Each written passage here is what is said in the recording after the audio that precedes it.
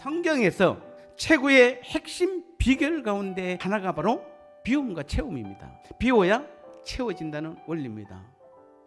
예수님의 오심은 옛것의 비움과 새로운 채움임을 우리에게 확실하게 보여주셨습니다. 비움과 채움의 과정이 하나님의 자녀로 성장해 가는 과정입니다. 예수님을 주인으로 영접하기 이전의 삶을 옛사람이다 이렇게 말하는 겁니다. 하나님의 말씀이나 하나님의 뜻을 생각지도 못하고 모든 삶에서 자신이 주인이 되어 있습니다. 자신의 생각과 자신의 뜻, 자신의 계획에 의해서 살아가는 사람입니다. 기도할 때도 하나님의 뜻을 묻지 않고 자신의 생각, 자신의 요구사항만을 나열합니다. 그러니 조금만 일이 잘 못되면 하나님을 원망하고 불평하고 걱정에 휩싸여 버립니다. 자신의 생활 속에서 말이나 행동들이 옛사람의 것으로 나타난다면 우리는 그것을 비워내야 되는 것입니다. 하나님의 말씀에서 벗어나는 것, 하나님의 뜻이 아닌 모든 것은 다 버려야 돼요.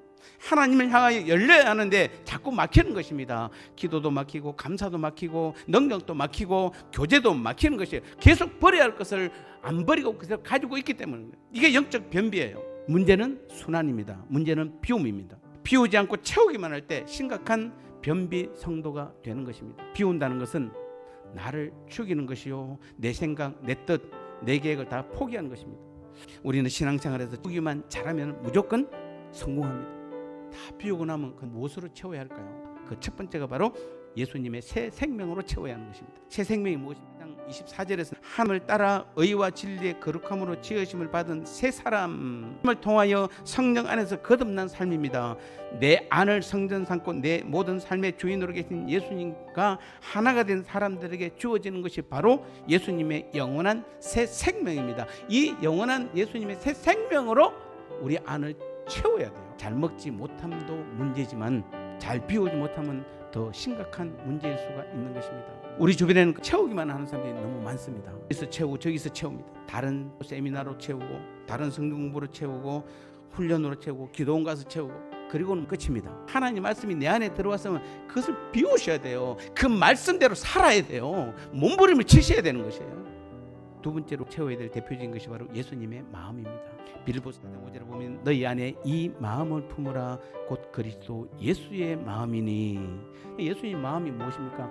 하나님의 뜻에 복종하는 것입니다. 하나님의 말씀에 순종하는 것입니다. 자신의 생각과 자신의 뜻 모든 것을 다 비우고 하나님 아버지의 뜻대로 복종하는 것이 이게 바로 신구약 성경 전체의 결론이에요.